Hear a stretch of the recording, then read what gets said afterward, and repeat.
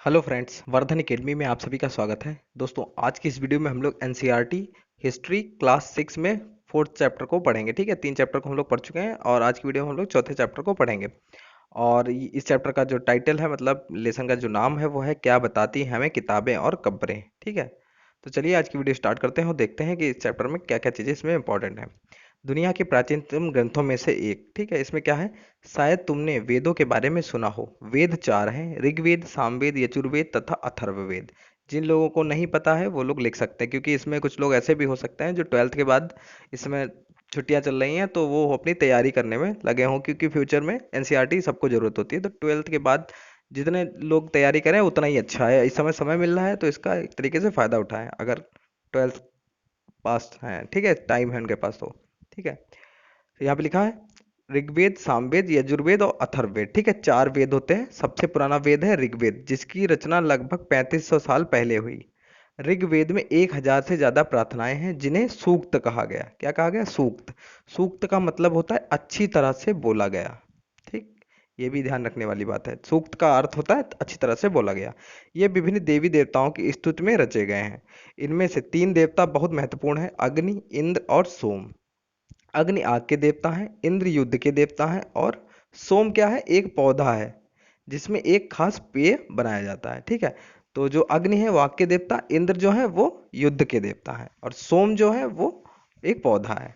ठीक है, ये तीनों चीजें आपको पता होनी चाहिए। वैदिक रचनाओं की र...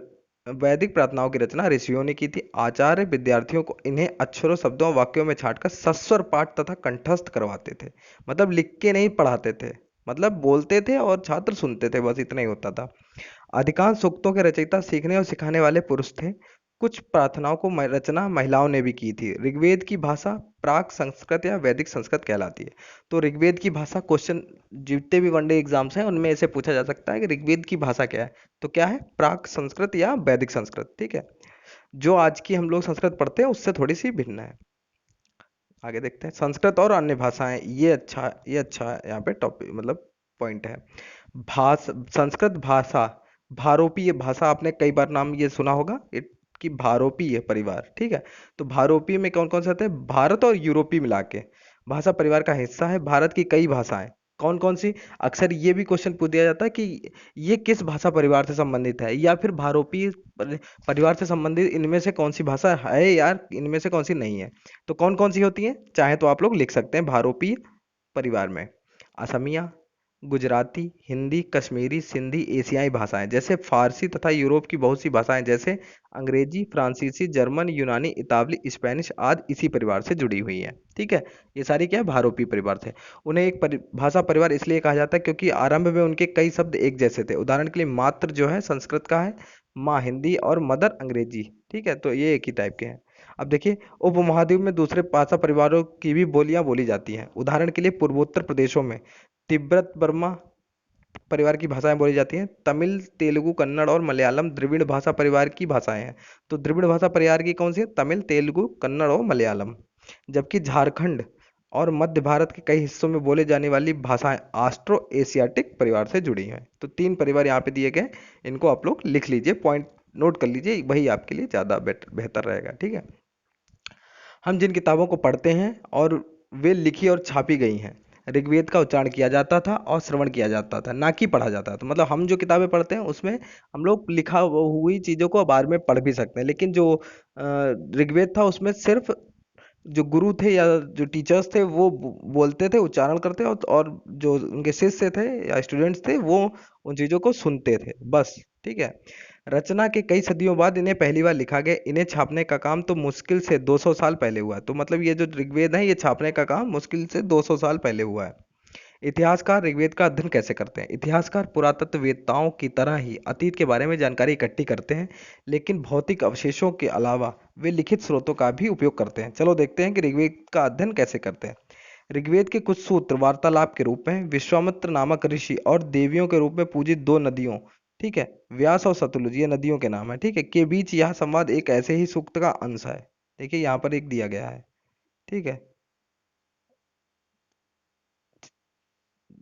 कौन सा? ये वाला नहीं, सॉरी, सूक्त, ये जो दिया गया है ये हम लोग पढ़ नहीं सकते। ठीक है। भोज वृक्ष की छाल पर लिखी यह पांडुलिपि कश्मीर में पाई गई थी।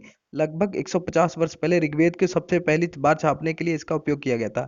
इसी पांडुलिपि को देखकर अंग्रेजी अनुवाद तैयार हुआ। यह पांडुलिपि तो पुणे महाराष्ट्र के एक पुस्तकालय में सुरक्षित है। ठीक है, ये वाली। और जो यहाँ पर सूक्त की बातें हो रही है, सूक्त संवाद का एक ऐसा ही सूक्त का अंश यहाँ पर है, तो वो अंश ये है। ठीक है, ये इंपॉर्टेंट ज़्यादा है नहीं, चाहे तो आप लोग चलिए देख लेते हैं, 1 मिनट की बात है, बस सीधे जल्दी जल्दी पढ़ लेते हैं। विश्वामित्र ने कहा, हे नदियों, अपने बछड़ों को चाटती हुई दो दमकती गायों की तरह दो फुर्तीले घोड़ों की चाल से पहाड़ों से नीचे आओ। इंद्र द्वारा दी गई शक्ति से स्फूर्त तथा तुम रथों की गति से सागर की ओर बह रही हो। तुम जल से परिपूर्ण हो और एक दूसरे से मिल जाना चाहती हो। नदियां नदियां क्या बोलती हैं? जल से परिपूर्ण हम देवताओं के बनाए रास्ते पर चलती हैं, एक बार निकलने पर हमें रोका नहीं जा सकता। हे ऋषि, तुम अपने प्रार्थना क्यों कर रहे हो? विश्वामित्र ने कहा, हे बहनों, मुझे गायक की प्रार्थना सुनो। मैं रथों और गाड़ियों सहित बहुत दूर से आया हूँ। कृपा करके अपने जल और हमारे रथों और गाड़ियों की धुरियों के ऊपर न उठाओ, ताकि हम आसानी से उस पार जा सकें। नदियाँ, हम तुम्हारी प्रार्थना सुनेंगे, जिससे तुम सब सुरक्षित उस पार जा सकोगे। तो ये है, यही वो सूक्त है। ठीक है, अब इसमें एक इंपॉर्टेंट चीज है, उसको मैंने यहाँ पे हाईलाइट कर दिया। ऋग्वेद की प्रार्थनाओं में अन्य दूसरी नदियों, खासकर सरस्वती, सिंधु और उसकी सहायक नदियों का भी जिक्र है। गंगा और यमुना का उल्लेख सिर्फ एक बार हुआ है। ठीक है, गंगा और यमुना का उल्लेख सिर्फ एक बार हुआ है। ठीक है, इसमें आगे देखते हैं, मवेशी, घोड़े और रथ। अब इसके बारे में देख लेते हैं।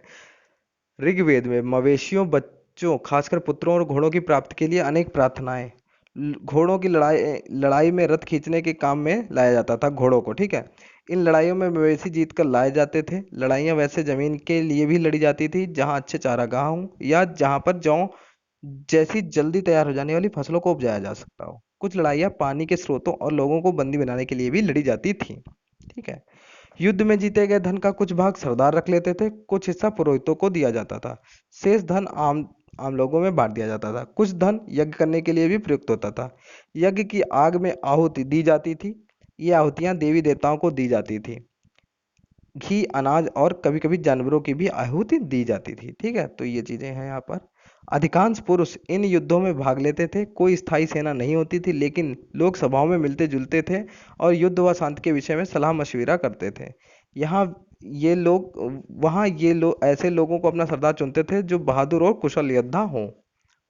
ठीक है, लोगों की विशेषता बताने वाले शब्द। लोगों का वर्गीकरण काम, भाषा, परिवार या समुदाय, निवास स्थान या सांस्कृतिक परंपरा के आधार पर किया जाता रहा है। ऋग्वेद में लोगों की विशेषता बताने वाले कुछ शब्दों को देखो।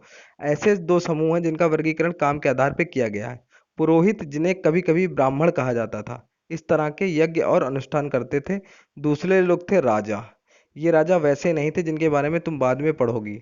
ये ना तो बड़ी राजधानियों और महलों में रहते थे, ना इनके पास सेना थी, ना ही ये कर वसूलते थे। प्रायः राजा की मृत्यु के बाद उनका बेटा अपने आप शासक नहीं बन जाता था। ठीक है, तो ऐसा नहीं था कि मतलब जो राजा है वो जब खत्म होगा तो उसका बेटा ही राजा बनेगा, ऐसा नहीं होता था। ठीक है, अब यहाँ पे जनता को पूरे समुदाय के लिए दो शब्दों का इस्तेमाल होता था। जनता या पूरे समुदाय के लिए, जनता के लिए दो शब्दों का इस्तेमाल किया जाता। एक था जन, ठीक, एक शब्द था जन और दूसरा था विश। विश, ठीक है, ये दो शब्दों का प्रयोग किया जाता था और इसका अर्थ होता है, ऋग्वेद में विश और जनों के नाम मिलते हैं, इसलिए हमें पुरुजन या विश, भरतजन या विश, यदुजन या विश जैसे कई उल्लेख मिलते हैं। ठीक, जिन लोगों ने इन प्रार्थनाओं की रचना की वे कभी कभी खुद को आर्य कहते थे। जिन लोगों ने, जो अभी ऊपर हम लोगों ने बताया था, रचनाएं की हैं, उनको वो लोग अपने को आर्य कहते थे तथा अपने विरोधियों को, जो अपने विरोधी होते थे उनके, उनको दास या दस्यु कहते थे। दस्यु वे लोग थे जो यज्ञ नहीं करते थे और शायद दूसरी भाषाएं बोलते होंगे। बाद के समय में दास स्त्रीलिंग, दासी शब्द का मतलब गुलाम हो गया। दास वे स्त्री और पुरुष होते थे जिन्हें युद्ध में बंदी बनाया जाता था। ठीक है, उन्हें उनके मालिक की जायदाद माना जाता था। जो भी काम मालिक चाहते थे उन्हें वह सब करना पड़ता था। ठीक है, तो एक तो यहाँ पर जो दास या दस्यु हैं वो विरोधी भी हो सकते हैं, विरोधियों को कहा जाता था, और दूसरा था कि वो गुलाम थे। ठीक है, दोनों चीजें यहाँ पे बताई गई। जिस युग में उपमहाद्वीप के उत्तर पश्चिम में ऋग्वेद की रचना हो रही थी, उसी समय दूसरी जगहों पर एक अलग तरह का विकास हो रहा था। देखो वहां क्या हो रहा था। खामोश प्रहरी, कहानी महापाषाणों की। ठीक, महापाषाण मतलब बड़े बड़े पत्थरों की। ये शिलाखंड महापाषाण नाम से जाने जाते हैं। ये पत्थर दफन करने की जगह पर लोगों द्वारा बड़े करीने से लगाए गए थे। महापाषाण कब्रें बनाने की प्रथा लगभग, ठीक है, 3000 साल पहले शुरू हुई थी। यह प्रथा दक्कन, दक्षिण भारत, पूर्वी पूर्वी भारत और कश्मीर में प्रचलित थी। कुछ महत्वपूर्ण पाषाण पुरास्थल मानचित्र 2 में दिखाए गए हैं। कुछ महापाषाण जमीन के ऊपर ही दिखाए जाते हैं, कुछ महापाषाण जमीन के भीतर भी होते हैं। अब यहाँ पे देखिए ये दिया गया, पहले इसको देख लें। कई बार पुरातत्वविदाओं को गोलाकार सजाए हुए पत्थर मिलते हैं, कई बार अकेला खड़ा हुआ पत्थर मिलता है। ये ही एकमात्र प्रमाण है जो जमीन के नीचे कब्रों को दर्शाते हैं। ठीक, अब देखिए यहाँ पर एक ये लिखा हुआ है ऊपर, इस तरह के महापाषाण को ताबूत सावधान कहा जाता है। यहाँ दिखाए गए सिस्टम में एक पोर्ट होल है जो शायद पत्थरों के बने हुए कमरों में जाने का रास्ता था। ठीक है, तो पत्थरों में के कमरों में जाने का रास्ता था कब्रों के लिए। ठीक है, इन सब कब्रों में कुछ समानताएं थी। सामान्यतः मृतक को खास किस्म के मिट्टी के बर्तनों के साथ दफनाया जाता था, जिन्हें काले लाल मिट्टी के बर्तन, ब्लैक एंड रेड वेयर के नाम से जाना जाता था। इनके साथ ही मिले हैं लोहे के औजार और हथियार, घोड़ों के कंकाल और सामान तथा पत्थर के सोने गहने आदि। ठीक, अब माता कब्रों से मिले लोहे के सामान ये हैं। बाईं ओर घोड़े घोड़े के लिए सामान, नीचे बाईं ओर कुल्हाड़ियां, नीचे एक कटार। ठीक, कुछ कुल्हाड़ी और कटार, कटार ये कटार है, कुल्हाड़ी है। ठीक,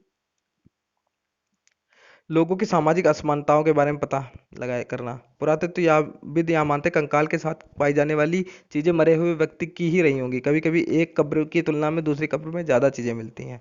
ब्रह्मगिरी को खोजो, यहाँ एक व्यक्ति की कब्र में 33 सोने के मन के और संघ पाए गए हैं। बताओ कितना वो। दूसरे कंकालों के पास सिर्फ कुछ मिट्टी के बर्तन ही पाए गए। यहाँ दफनाए गए लोगों की सामाजिक स्थिति में भिन्नता को दर्शाता है। कुछ लोग अमीर थे तो कुछ लोग गरीब, कुछ लोग सरदार थे तो दूसरे अनुयायी। तो ये ब्रह्मगिरी में है, ये काफी अमीर इंसान रहा होगा। ठीक है, क्या कुछ कब्रगाहें खास परिवारों के लिए थी? कभी कभी महापाषाणों में एक से अधिक कंकाल मिले हैं। वे यह दर्शाते हैं कि शायद एक ही परिवार के लोगों को एक ही स्थान पर अलग अलग समय पर दफनाया गया है। बाद में मरने वाले लोगों को पोर्ट होल के रास्ते कब्रों में लाकर दफनाया जाता था। ऐसे स्थान पर गोलाकार लगाए गए पत्थर या चट्टान चिन्हों का काम करते थे, जहां लोग आवश्यकतानुसार शवों को दफनाने दोबारा आ सकते थे। ठीक है, तो पोर्ट होल का प्रयोग क्या होता था? रास्तों में कब्रों में लेके जाने के लिए। इनाम गांव के एक विशिष्ट व्यक्ति की कब्र। ठीक, यह भीम इनाम गांव कहाँ है? यह भीमा की सहायक नदी घोड़ के किनारे एक जगह है। इस जगह पर 3600 से 2700 साल पहले लोग रहते थे। यहाँ वयस्क लोगों को प्राय गड्ढे में सीधा लिटाकर दफनाया जाता था। उनका सिर उत्तर की ओर होता था। कई बार उन्हें घर के अंदर ही दफनाया जाता था। ऐसे बर्तन जिनमें शायद खाना और पानी हो दफनाए गए सबके पास रख दिए जाते थे। एक आदमी को 5 कमरों वाले मकान के आंगन में 4 पैरों वाले मिट्टी के एक बड़े से संदूक में दफनाया गया था। बस्ती के बीच में बसा यह घर गांव के सबसे बड़े घरों में से एक था। इस घर में एक अनाज का गोदाम भी था। सबके पैर मुड़े हुए थे। ठीक है, अब कंकालों का अध्ययन क्या यहाँ पे बताता है, और इसके बाद इनाम गांव के धंधे, बस इतना ही है, छोटा सा, बस थोड़ा सा रह गया। छोटे आकार के आधार पर एक बच्चे के कंकाल को आसानी से पहचाना जा सकता था, लेकिन एक बच्चे और बच्ची के कंकाल के बीच कोई बड़ा फर्क नहीं होता था। क्या हम पता लगा सकते हैं कंकाल किसी पुरुष का था या स्त्री का? कभी कभी लोग कंकाल के साथ मिले सामानों के आधार पर इसका अंदाजा लगाते थे। उदाहरण के लिए यदि कंकाल के साथ गहने मिलते हैं तो कई बार उसे महिला का कंकाल मान लिया जाता। लेकिन ऐसी समझ के साथ समस्या, अक्सर पुरुष भी आभूषण पहनते थे। कंकाल का लिंग पहचान का बेहतर तरीका उनकी हड्डियां थी। ठीक है, चूंकि महिला बच्चों को जन्म देती है इसलिए उनका कटी प्रदेश या कूल्हा पुरुषों से ज्यादा बड़ा होता है, जो कमर का क्षेत्र होता है। ठीक है, ये समझ कंकालों के आधुनिक अध्ययन पर आधारित है। आज से लगभग 2000 साल पहले चरक नाम के प्रसिद्ध वैद्य हुए थे। उन्होंने चिकित्सा शास्त्र पर चरक संहिता नाम की किताब लिखी थी। तो चरक संहिता किसने? चरक ने लिखी थी। वे कहते हैं कि मनुष्य के शरीर में 360 अस्थियां होती हैं। यह आधुनिक शरीर रचना विज्ञान की 206 अस्थियों से काफी ज्यादा है। संभवतः चरक ने अपनी गिनती में दांत, अस्थियों के जोड़ और कार्टिलेज को छोड़कर यह संख्या बताई थी। अब इनाम गांव के लोगों के काम धंधे।